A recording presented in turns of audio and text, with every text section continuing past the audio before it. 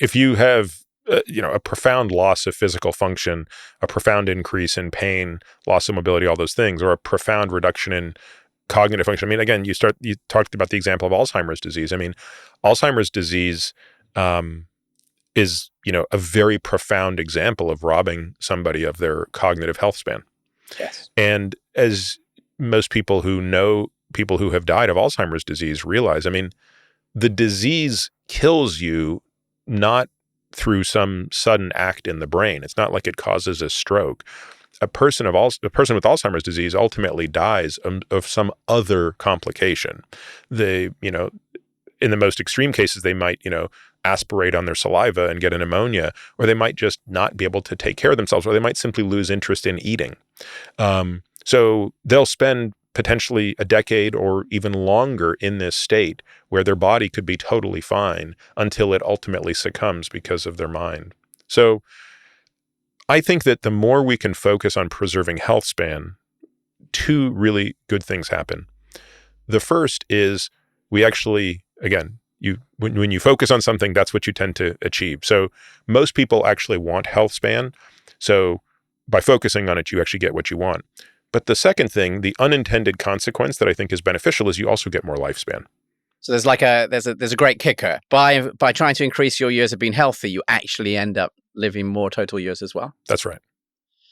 So let's talk about what's getting in the way of that. And I think we end up touching on various aspects of this quite often in the podcast about maybe things that are happening in this world today that might be different from the way that our bodies evolved. What are the things that are making us sick and making us shift from being in this health span to suddenly, okay, you're sick, but you've still got some more years to live? Well, on the lifespan front, the things that are really getting in our way today are very different from the things that got in our way for most of our existence on this planet as a species. So more than 99.5% of our time on this planet as humans, we died as a result of something I call fast death. Fast death was really the thing that took our lives, and that was mostly infection and trauma. Those were the things that basically ended our lives. And we did not live very long, right? We would live till our late 30s typically, and that was about the typical lifespan. As medicine made enormous advances in the late 19th century, early 20th century, all of a sudden, a lot of tools and technologies came along that enabled us to combat fast death. And so in doing that, we've effectively doubled human lifespan, which is wonderful. Which sounds good, because I don't think anyone listening to fast death sounds like it's something that they want. Well, yes, although when you consider the solution has been a net positive, but it hasn't been a pure positive. Okay. Because now we all die from slow death. Okay. So we're still dying, we're living twice as long, but we spend a much greater period of our lives in decline. So you're right, I don't think anybody loves the idea of fast death, but I think what people really don't like is fast death in your 30s. Yes. I think most people would be very happy with fast death in their 80s or 90s. What we have today is slow death, where people will typically spend a decade or more in decline. And that decline, again, comes back to this real health span decline. And again, it's really typically about a decade in which people are functioning at less than 50% of their optimal capacity, cognitively, physically, in some domain.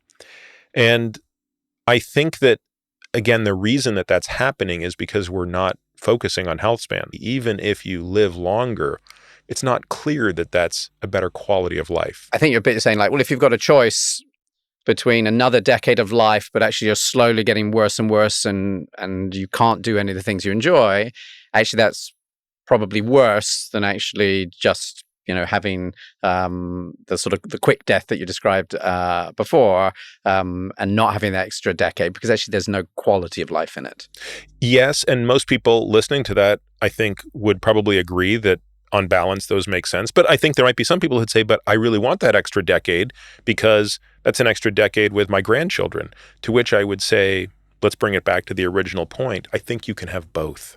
Which is very exciting. I think if you put most of your energy towards health span, you're going to get the lifespan benefits along the way. What are the key diseases that are basically robbing us of that health span as we get older? The big four I call them the four horsemen, are cardiovascular disease, cancer, neurodegenerative disease, and then the metabolic diseases that go all the way from insulin resistance, which I'm sure your listeners are very familiar with, up to, fatty liver disease, non-alcoholic fatty liver disease, and ultimately type 2 diabetes. So those diseases are really a spectrum or a continuum.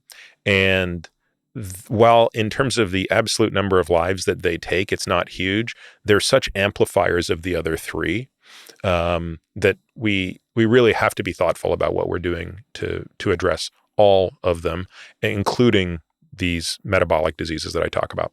You talk a lot in the book about the sense that modern medicine is really failing to keep us healthy and only really starts to do something at the point that we get sick, which is something that also I think, we talk a lot about it at Zoe, often particularly through the prism of the food that we eat. Why is it, if this sounds sort of obvious, so why is it that nothing happens until you get this diagnosis of a disease today? Because we tend to sort of do what we know how to do. So the system of medicine that quote unquote, beat slow death, I call it medicine 2.0. And here's an analogy. It's sort of like learning to drive a car and learning that in a car, it's okay to wait until you see the thing you don't want to hit to make the turn. And if all you ever did was drive cars, you could drive around London and you could be like, oh, look, there's a bus in front of me that has stopped. If I don't stop, I'll hit it. I'm going to stop or I'm going to turn. And you could get all through London and that strategy would work wonders. Yeah. But now I put you in the Titanic and say, okay, your job is to get this thing from the United Kingdom all the way to New York. Go. And in your mind, you have this strategy, which is, look, all I need to do is just keep on chugging along. And if I see something that's problematic, I should try to turn away. And somewhere in the North Atlantic, you encounter an iceberg and you finally see it when you're a mile away from it. Yep. How is that going to work out for you? You see, when it comes to treating slow death, that playbook doesn't work. The wait till you see it to treat it fails. Prevention is a much, much earlier game. So just to finish with the Titanic metaphor, what you're saying is when it's a mile away, I turn the wheel, but it's way too late. I'm just going to slam into this iceberg anyway. Yeah. I assumed everybody knew how that I've story never driven ended. a large, boat, so I just want to check that I've understood the metaphor correctly. Presumably, I needed to turn like 10 or 20 miles before. Exactly. You needed to turn long before the iceberg was visible. You don't want to wait until your blood sugar is 140 milligrams per deciliter on average, which is hemoglobin A1C of 6.5%, which is the diagnosis for type 2 diabetes. You don't want to wait until your coronary artery calcium scan shows that you actually have calcification in your coronary arteries, which is indicative.